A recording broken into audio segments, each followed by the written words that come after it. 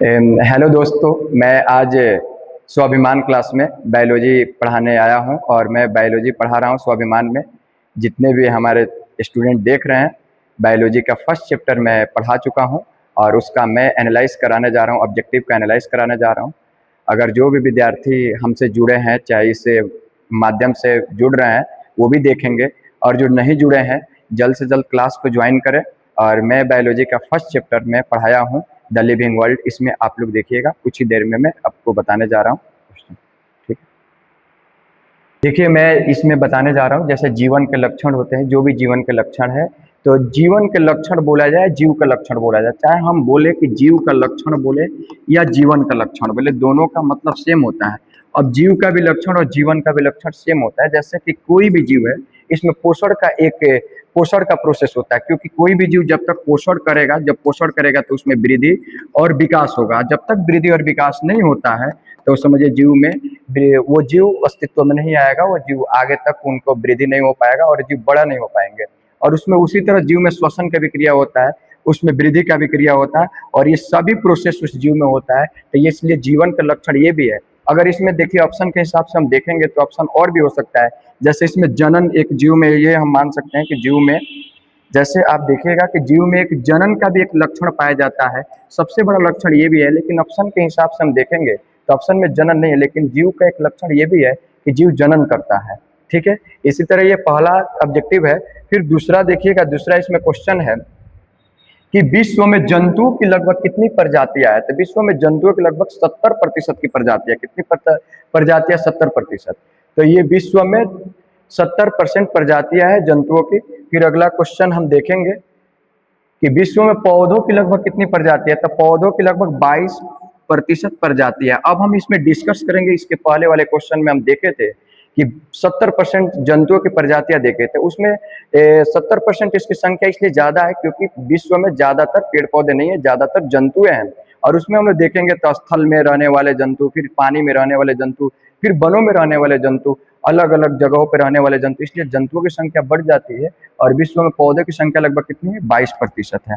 फिर हम अगला क्वेश्चन देखेंगे। अगला क्वेश्चन है कि विश्व में कुल कितनी मेगा विविधता वाले क्षेत्र हैं। कुल कितनी मेगा विविधता वाले क्षेत्र हैं? तो कुल 12 मेगा विविधता वाले क्षेत्र हैं पूरे विश्व में। अब हम इसको जानना चाहेंगे कि मेगा विविधता क्या होता है। हम अपने बच्चों को बताने की कोशिश करेंगे कि मेगा विविधता क्या होता है। तो ये मेगा विविधता होता है कि बायोडाइवर्सिटी होता है उन देशों या क्षेत्रों को कहा जाता है जहाँ पे पौधे और जानवरों की प्रजातियां होती है, जहाँ पे पौधे और जानवरों की प्रजातियां होती है और पारिस्थितिक तंत्रों के आनुवंशिक संसाधनों की असाधारण रूप से बहुत अधिक विविधता पाई जाती है। और ऐसे क्षेत्र जहाँ भारी मात्रा में स्थानिक प्रजातियां होती है, वहाँ पे मौजूद होती है। जैसे हम आपको दिखाने की कोशिश करेंगे, जैसे कि यहाँ पे आप देखिएगा, ये सबसे बड़ा एक है, जैसे कि हम बटरफ्लाई इसको बोल सकते हैं या तितली बोल सकते हैं। और इसमें इस प्रजातियां की बहुतायत इन देशों में कम से कम 5000 स्थानिक पौधे प्रजातियां पाई जाती है। स्थानिक प्रजातियां कितने होते हैं कि 5000 होते हैं, जो वैश्विक महत्व की दृष्टि से 17 देशों में पृथ्वी की कुल जैव विविधता का लगभग 70% हिस्सा ये मानी जाती है। और इस तरह हमारे पूरे विश्व में 12 जैव विविधता है, जिसमें से भारत भी एक जैव विविधता के अंतर्गत भारत भी आता है। अब इसमें हम देखेंगे कि भारत के संदर्भ में देखेंगे कि विश्व के कुल भूभाग का केवल 2.4% हिस्सा जो होने के कारण बावजूद भारत दुनिया का प्रमुख मेगा विविधता में से आता है, जो भारत में भी इसको देखा जाता है। अब इसमें हम एक और चीज आपको बताएंगे कि ये जो मेगा विविधता है ये विश्व के कुल भूभाग का 4% हिस्से पे होती है, जो भारत की दुनिया के सबसे प्रमुख विविधता वाले क्षेत्रों में ये आती है। विश्व के देखिएगा, इसमें हम ये बोल सकते हैं कि यहाँ विश्व के कुल दर्ज की गई प्रजातियां के लगभग 7 से 8% हिस्सा मौजूद है, जिसमें लगभग 45,000 से लेकर पौधे हैं और 91,000 जानवरों की प्रजातियां को क्या किया गया? शामिल किया गया है।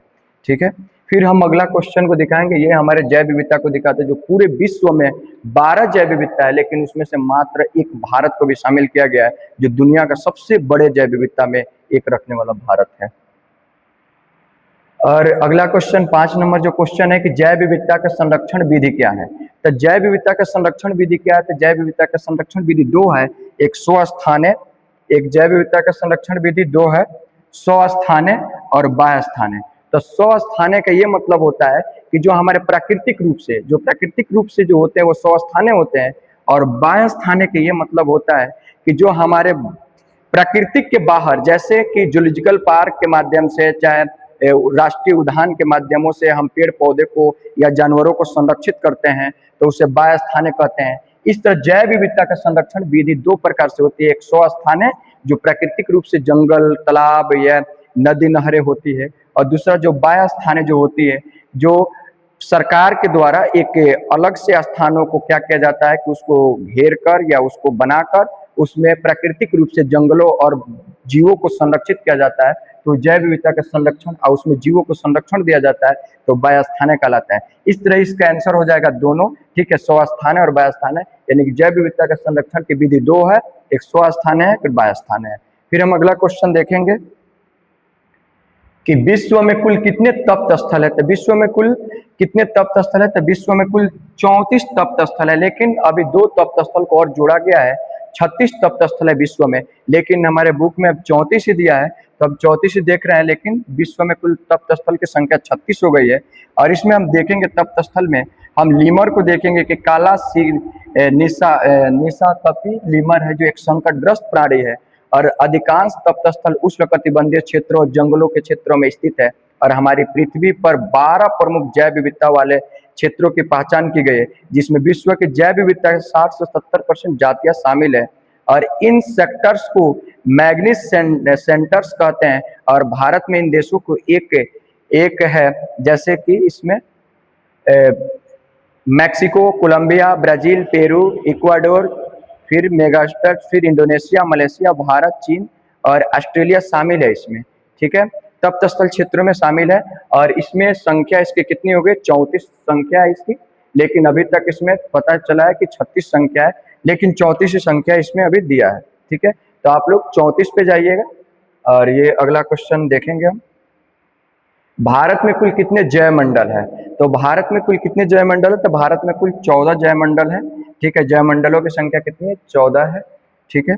अगला क्वेश्चन, भारत में राष्ट्रीय उद्यानों की संख्या कितनी है। तो राष्ट्रीय उद्यानों की संख्या ऐसे बढ़कर 107 हो गई है, लेकिन हमारे इसमें ऑप्शन में 90 दिया है, तो हम 90 पे ही जाएंगे, क्योंकि ऑप्शन के हिसाब से हम इसको देख रहे हैं। लेकिन अभी नया करंट में ये भारतीय राष्ट्रीय उद्यानों की संख्या 107 हो गई है। फिर अगला क्वेश्चन हम देखेंगे, भारत में पशु विहार की संख्या कितनी है। तो भारत में पशु विहार की संख्या 448 है।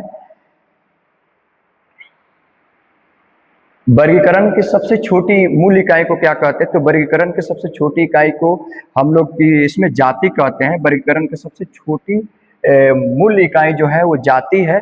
जाति से ये सभी ये बना है, जाति, वंश, गण, कुल, ये सब जाति से ही बने, तो इसमें हम सबसे छोटी इकाई को जाति मानेंगे, ठीक है।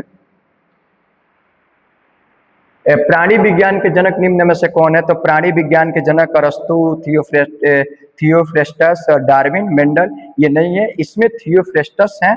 प्राणी विज्ञान के जनक, सॉरी, थियोफ्रेस्टस नहीं है, इसमें अरस्तु हैं। प्राणी विज्ञान के जनक अरस्तु हैं, और थियोफ्रेस्टस ये वनस्पति विज्ञान के जनक कहलाते हैं, ठीक है। तो इसमें अरस्तु पे हम जाएंगे और अरस्तु सही होंगे। अब ठीक वही क्वेश्चन देखिएगा कि वनस्पति विज्ञान के जनक निम्न में से कौन है। तो वनस्पति विज्ञान के जनक थियोफ्रेस्टस हैं। और नेक्स्ट क्वेश्चन है, आधुनिक वर्गीकी के जनक निम्न में से कौन है। तो आधुनिक वर्गीकी के जनक निम्न में से कैरोलस लिनियस होंगे। आधुनिक वर्गीकी के जनक निम्न में से कैरोलस लिनियस है। और अगला क्वेश्चन है कि विश्व में सबसे बड़ा वर्षा वन। तो विश्व में सबसे बड़ा वर्षा वन कहाँ है। तो अमेजन के जंगल में है, अमेजन में है, ठीक है, सबसे बड़ा वर्षा वन है यहाँ पे। अगला क्वेश्चन है कि निम्न में कौन सी विदेशी प्रजाति की पौधे हैं। तो विदेशी प्रजाति की पौधे जलकुंभी है, इसे बंगाल के आतंक भी बोलते हैं।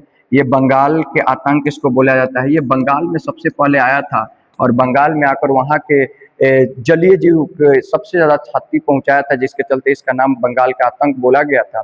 और ये विदेश से आने वाला एक प्रजाति जलकुंभी था।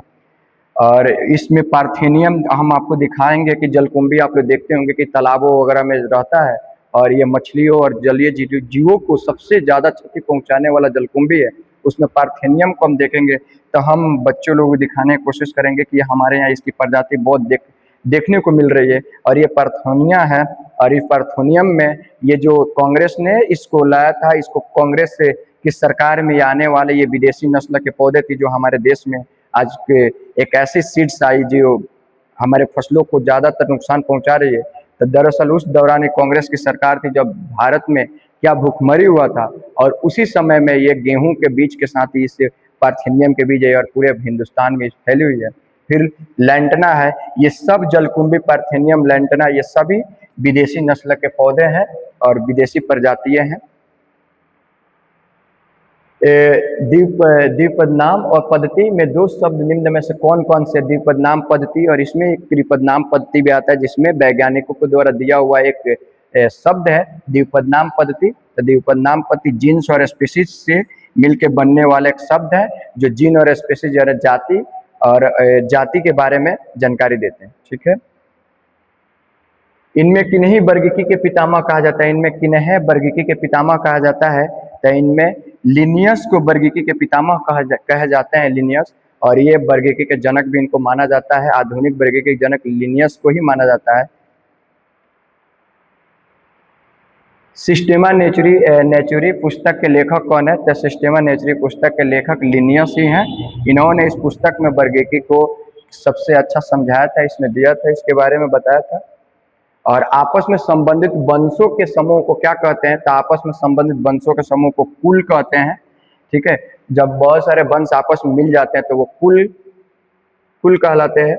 और हम लास्ट में क्वेश्चन 20 नंबर जो क्वेश्चन है कि शेर का वैज्ञानिक नाम क्या है, निम्न में से कौन है? तो शेर का वैज्ञानिक नाम है पैंथरा लियो है, इसका वैज्ञानिक नाम पैंथरा लियो है। लेकिन इसमें केवल शेर का पूछा है, हम इसमें और 3 ऑप्शन है, जैसे पैंथरा पार्डर्स जो है तो ये तेंदुआ का होता है, देखिए तेंदुआ ये है और ये शेर है। और ये पैंथरा टाइग्रिस है, तो टाइग्रिस मैंने बाघ होता है और ये बाघ का वैज्ञानिक नाम है पैंथरा टाइग्रिस। तो हम इसलिए इसको दिखाने की कोशिश की कि बहुत सारे बच्चे जो हैं वो शेर और बाघ और तेंदुआ में अंतर नहीं समझ पाते, इसीलिए इस फिगर को हमने सामने रख के बताया कि तीनों अलग अलग है। पैंथरा लियो शेर का वैज्ञानिक नाम है, पैंथरा पार्डर्स जो है तेंदुआ का है, और पैंथरा टाइग्रिस जो है बाघ का है। इसलिए शेर का वैज्ञानिक नाम इनमें से सभी नहीं होगा, शेर का वैज्ञानिक नाम पैंथरा लियो हो जाएगा।